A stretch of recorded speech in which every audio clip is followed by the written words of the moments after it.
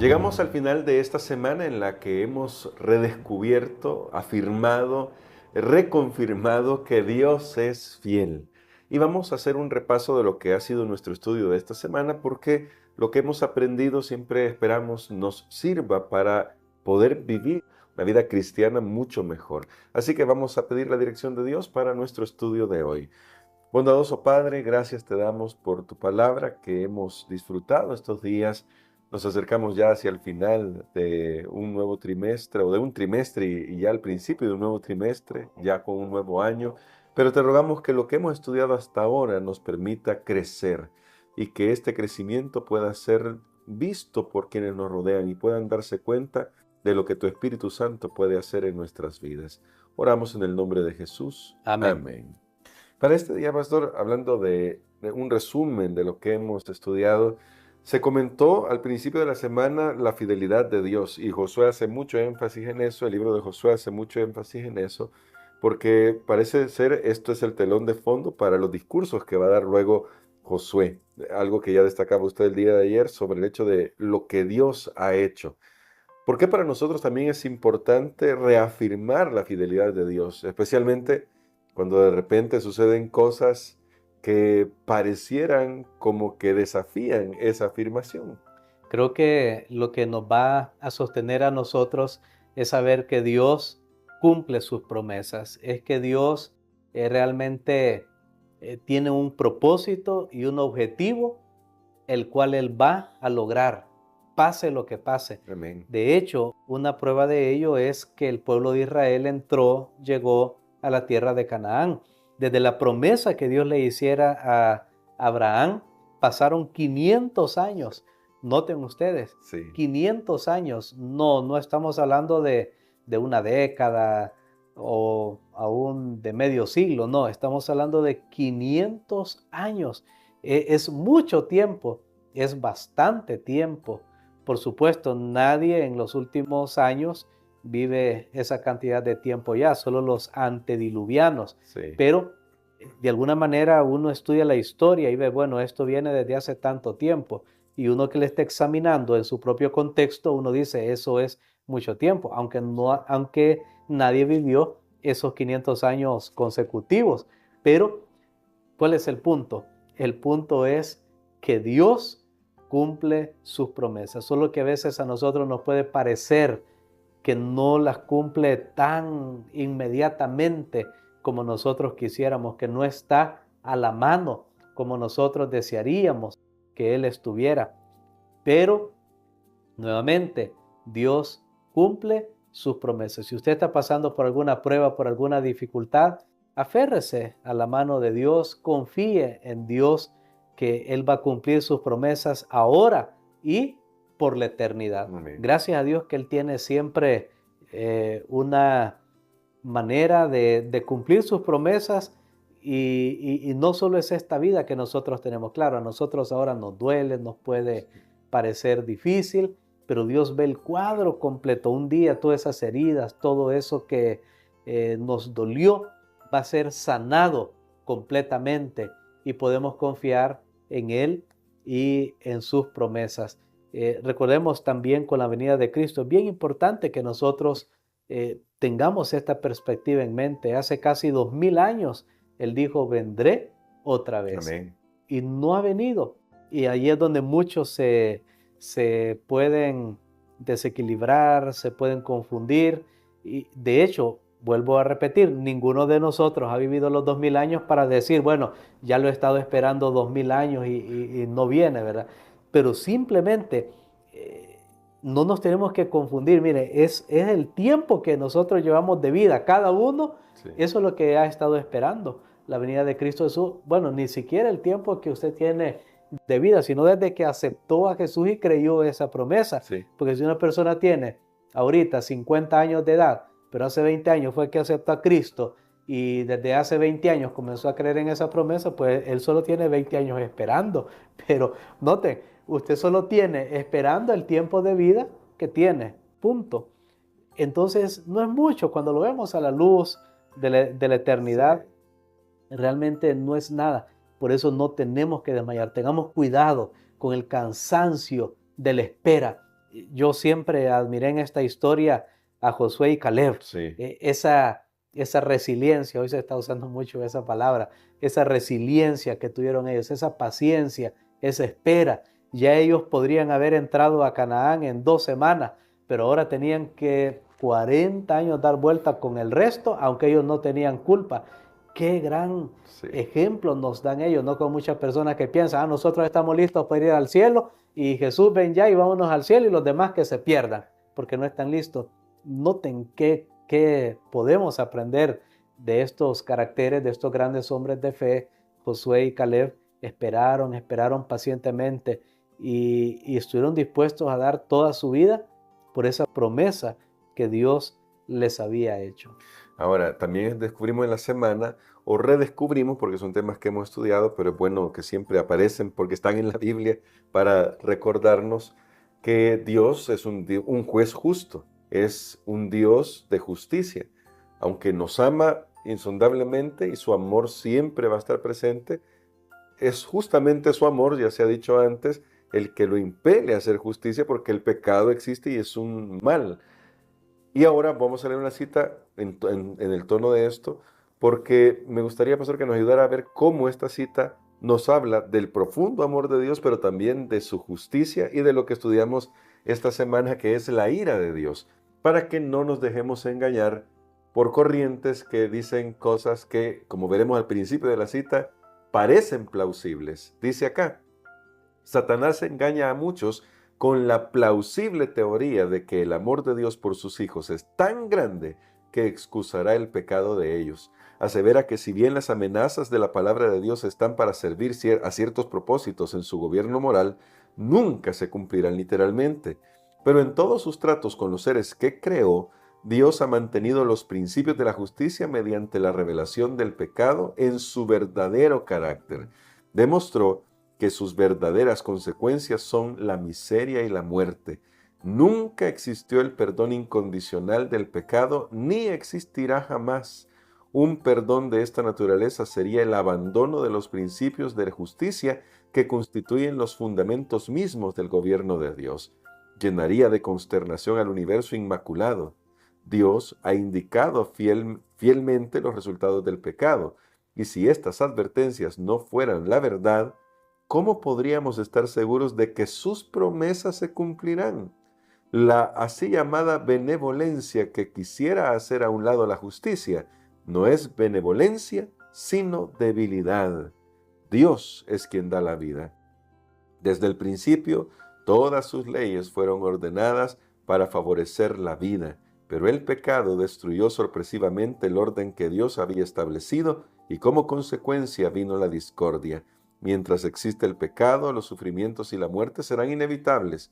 Únicamente porque el Redentor llevó en nuestro lugar la maldición del pecado, puede el hombre esperar escapar en su propia persona a sus funestos resultados. Y aunque es una cita extensa, sí, no quería dejar de leerla en ningún momento porque dice muchas cosas que nos pueden servir para comprender cómo, pastor, incluso la ira de Dios es una demostración de la fidelidad de Dios. Precisamente creo que por eso ha sido importante estudiar la lección esta semana, porque no existe tal cosa como que el pecado pueda ser disculpado, pueda ser tolerado, pasado por alto. No, el pecado tiene que ser resuelto. Y solo hay 2 maneras en que es resuelto definitivamente, o en la cruz o al final en la destrucción de Satanás y de todo el mal y los pecadores y los ángeles malos. Solo hay esas 2 maneras. Usted decide y yo decido, nosotros decidimos de cuál de esas 2 maneras queremos que se resuelva en nuestra propia vida. Sí. En la cruz significa que Jesús, Él asumió la penalidad del pecado en mi lugar. Ese es el Evangelio. Allá después del milenio, al final de la historia de este mundo, cuando el mundo entero se convierte en el infierno, allí será pues el pecador, ya sea ángel o ser humano, que va a recibir la paga por el pecado. ¿Por qué Dios no podía decir, bueno, disculpemos esto, o pasémoslo por alto, o no seamos tan severos? Porque el pecado surgió en el universo contra el proyecto de vida de Dios y los elementos que tiene el pecado, pongámoslo así, el ADN del pecado lleva destrucción, lleva muerte, lleva dolor. Para muestra, nuestro planeta Tierra. Veámoslo, aquí está. Imagínense si esto que está pasando aquí en el planeta Tierra se replicara en las 100.000 millones de galaxias que hay en el universo. Wow. Un caos terrible, un caos enorme habría en todo el universo. Por eso Dios no lo puede permitir y Dios se compromete por amor a ponerle fin a la existencia del pecado. Tendrá que ser un fin violento desde cualquier punto de vista, pero siempre la acción que motiva a esto será el amor. Debemos tener cuidado con ese concepto que hay del universalismo. Sí. Ahora se han levantado muchas personas que creen erradamente que, bueno, al final Dios va a perdonar a todo mundo se va a salvar, así que Dios aquí, es amor. Dios es amor, así que aquí no ha pasado nada. No, si así fuera, Jesús no tendría que haber muerto. ¿Para qué Él, que era Dios, hacerse hombre y morir? Si al final todo el mundo va a ser perdonado. Precisamente Él murió porque Él es nuestro sustituto. Ese mal concepto del universalismo, que todos se van a salvar, lastimosamente atenta contra el centro del mensaje de la cruz, que es Jesús, nuestro sustituto, muriendo en nuestro lugar, porque no hay otra opción, porque la ley de Dios tiene que cumplirse, porque es vida. Y si no se cumple, entonces estamos en contra de la vida. Así de sencillo, que Dios abra nuestros ojos para que podamos ver esto y realmente podamos ver ambas cosas, tanto la belleza del Evangelio, por un lado Dios nos libra de esa condenación final del pecado, hace una obra de transformación en nosotros, pero por otro lado Dios nos dice que Él se va a encargar del mal y que lo va a erradicar, lo va a destruir. Yo necesito un Dios así, un Dios que sea poderoso, porque triste sería que fuera un Dios de amor, un Dios bueno y bonito, pero que es impotente ante el mal. No, Dios no es impotente, más bien si Él quisiera en este momento, Dios se levanta y arrasa con todo, pero tristemente nos perderíamos muchos de nosotros que no estamos preparados. Así que demos gracias a Dios por su gran amor y por su justicia. Y tal vez esa mala comprensión que tenemos del carácter de Dios luego nos lleva a otro concepto que, aunque ya vimos el que usted nos está explicando, que es a nivel macro, digamos, a nivel personal, de repente alguien está pasando una situación difícil y dice, Dios, es la ira de Dios sobre mí. ¿Cómo podemos aprender a distinguir el hecho de que a veces muchas cosas que nos pasan en realidad son simplemente el resultado de la siembra y la cosecha, y en lo que Dios, de hecho, no ha tenido nada que ver más que simplemente dejar que cosechemos lo que hemos sembrado?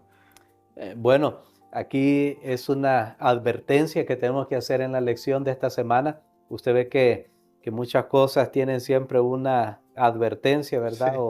O precaución. Todo está bien, pero veamos esta advertencia.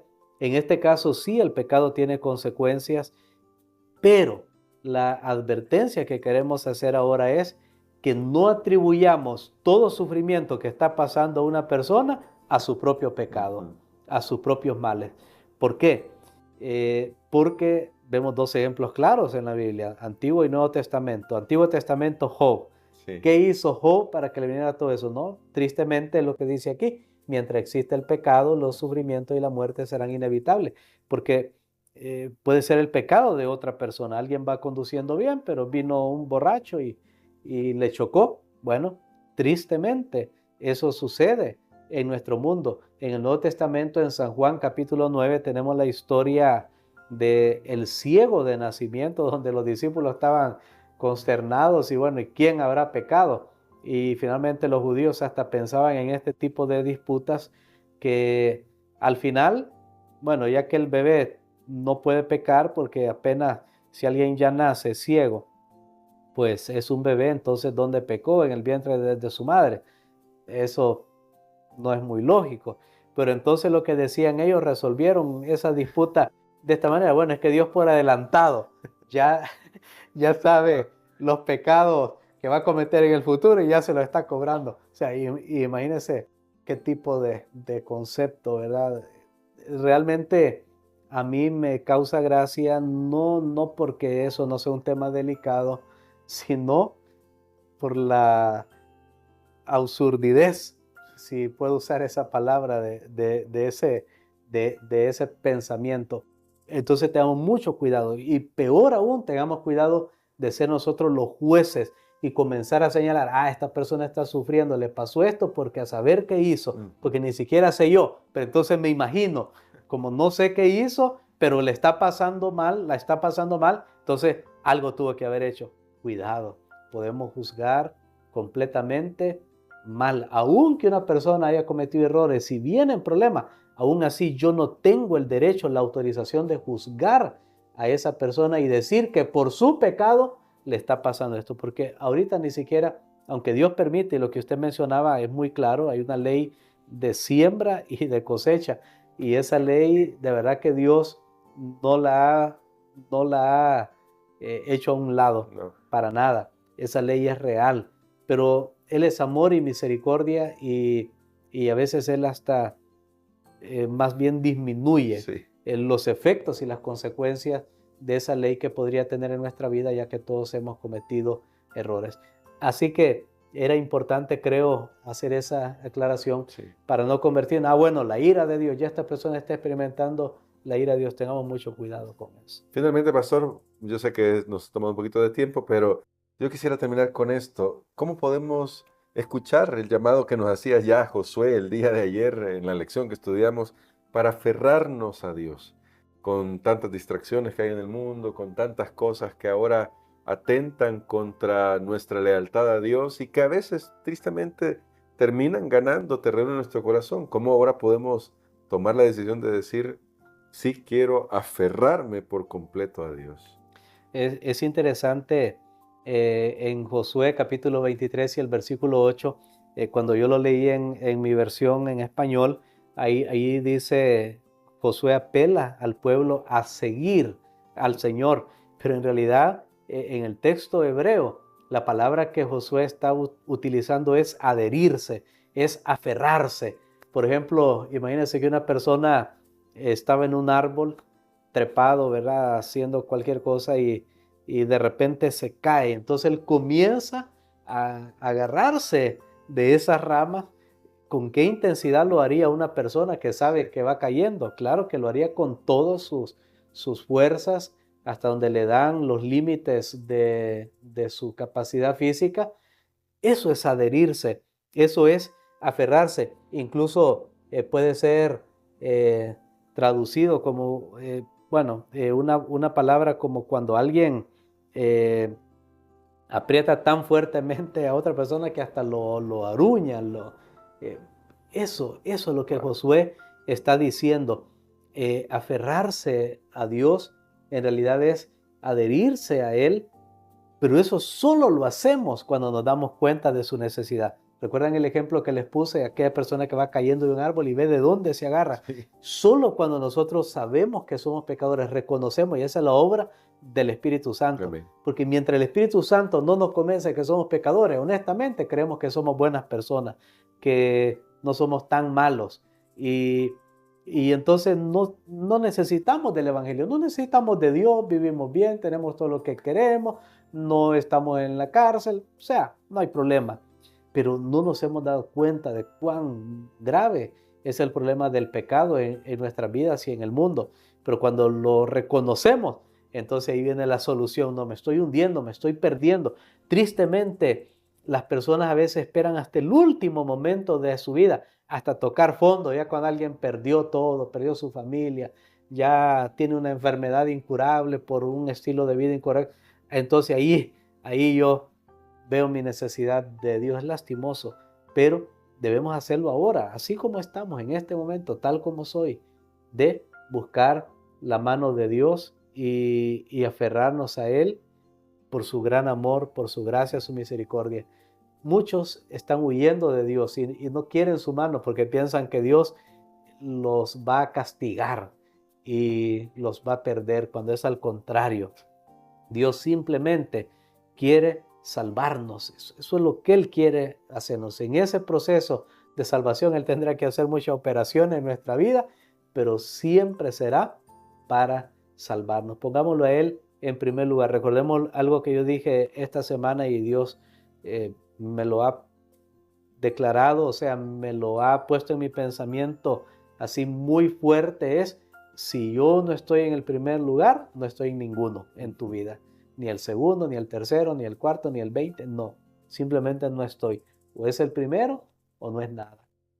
Pongamos a Dios en primer lugar. Busquemos tiempo para tener comunión con Dios, para leer su palabra, para orar, para algo bien importante, y para compartir con otros. Cuando compartimos con otros, lo mencioné en una de las lecciones esta semana, cuando compartimos con otros es una de las mejores pruebas. Cuando buscamos a otro para decirle: mira, sálvate, es porque Dios nos está salvando. Una persona salvada es la que va a salvar, la que busca a otro. Claro, yo no lo salvo, pero es la que se menciona en esos términos, porque le va a presentar Claro. al Salvador, que es Cristo Jesús.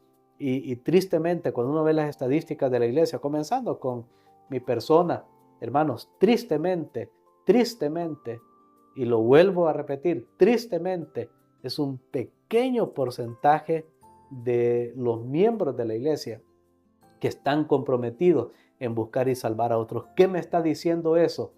¿Qué me está declarando eso?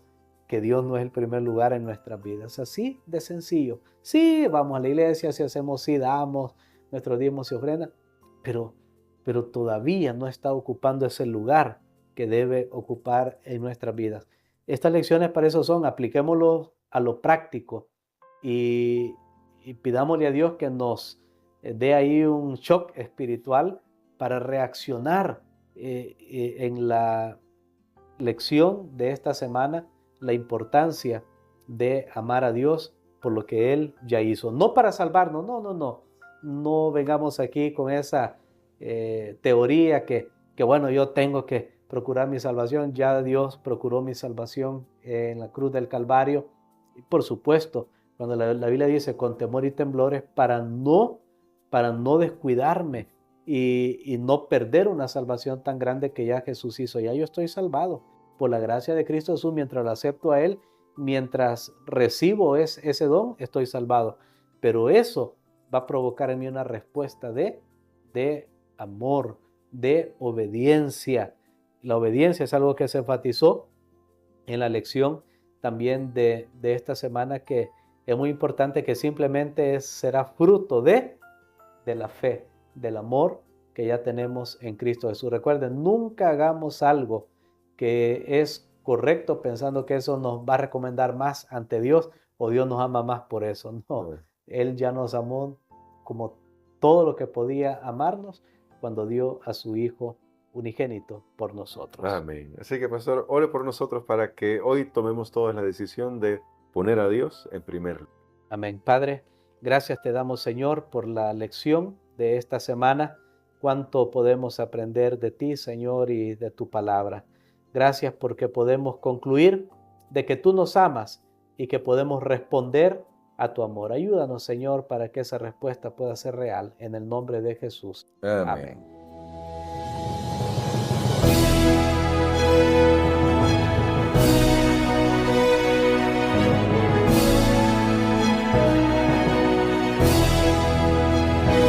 Me esforzaré y seré valiente, porque vas conmigo, nada temeré. Tú cumplirás todas tus promesas, porque eres fiel, la victoria me darás.